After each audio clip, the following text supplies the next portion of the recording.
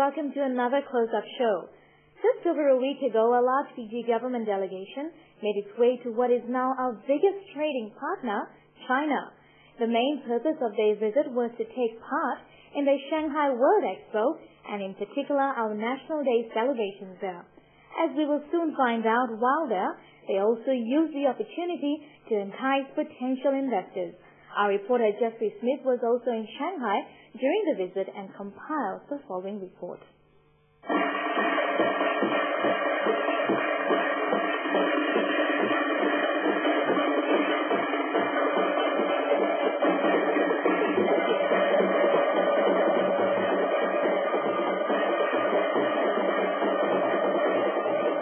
In typical Pacific fashion, the massive 3,000 square feet Pacific Pavilion comprises of a unique motley crew consisting of 15 different cultures. It's the entire Pacific, all under one roof. So what we lack in technology compared to the other pavilions, we more than make up for in genuine Pacific spirit.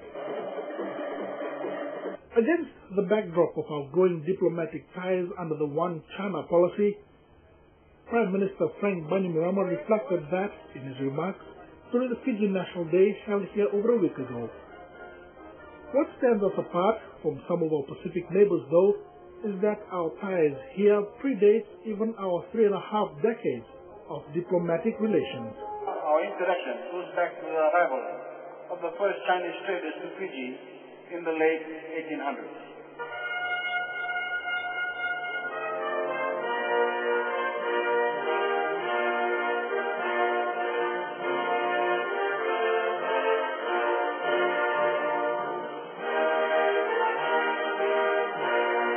But beyond all this display of what makes us unique as Pacific Islanders is the very serious intent of attracting that much-needed investment dollar our way from the world's fastest-growing economy. We had 200 individual investors and companies that came to listen to a presentation by FTIB, and at the seminar we also had the Governor of the Reserve Bank, the Executive Chair of FTIB, CEO of Tourism, CEO of Pacific, and our new Trade Commissioner. Also whilst here we've went and visited the new office for the Trade Commissioner, and in fact what we're doing is combining the office of the Trade Commissioner together with our Tourism Fiji office. They'll be in Shanghai. It's been, like you said, a fairly hectic schedule, but it's been very rewarding. But enticing interest is one thing. Converting all that into real viable investment activity remains the real challenge. Of course, we need to ensure that all the follow-ups are carried out, and we also have to ensure that we get and attract credible investors to Fiji. Also attending the Shanghai World Expo was super businessman Simat Lodhia. We are here so that we can promote Fiji, and we are the Prime Minister's delegation, and it's a delight that we are here and now seeing this big surroundings here and the way these things been exposed and how Fiji is playing a small part, and also the Pacific, how it is playing its part. I think by being present only here and showing our culture to the whole world, it's going to make a difference. We are going to show this is our showcase, because it's not possible for us to bring China to Fiji all the way, and all the other parts of the world all the way to Fiji and the South Pacific all the time. But this is one time we can showcase Fiji and the South Pacific out here, and I think we are doing an excellent job. What do you believe? Many here don't realize that we also stand to benefit from some of our Pacific neighbors' marketing efforts. They also made an announcement that 2 tickets will be given for the 6 millionth visitor passing through these areas for Samoa, which means if they have to go to Samoa, they have to come through Fiji. So anybody who comes to any part of the South Pacific, Fiji is the important link. So Fiji benefits all the way. If you see the Prime Minister come down, I'm not there, you go and see him. And he'll talk to you, okay? You don't be reserved. Charged with forging those trade links here, Ambassador Sir James Sarkois spells out some of the key areas of interest shown by investors here so far. Start mining, okay? Bauxite mining, exploration of raw materials, wholesale, retail, the usual gamut of businesses that the Chinese there, they don't necessarily, what shall I say, when a new businessman gets into a new country, he looks at every possibility. He just doesn't concentrate on the business that he goes in. Therefore, he looks at opportunity.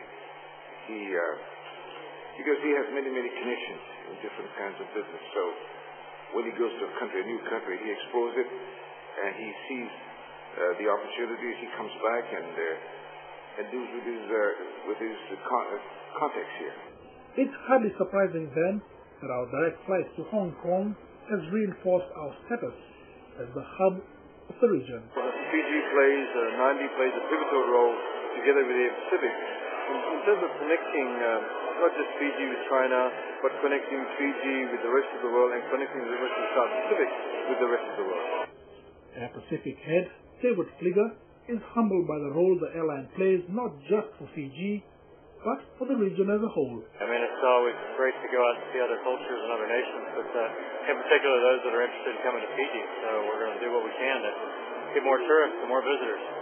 By utilizing their frontline people this way, Air Pacific could already be halfway there. For supporting the looking of policies that the government is playing. But I think more importantly from Tourism Fiji perspective, we'd really like to support the Hong Kong route.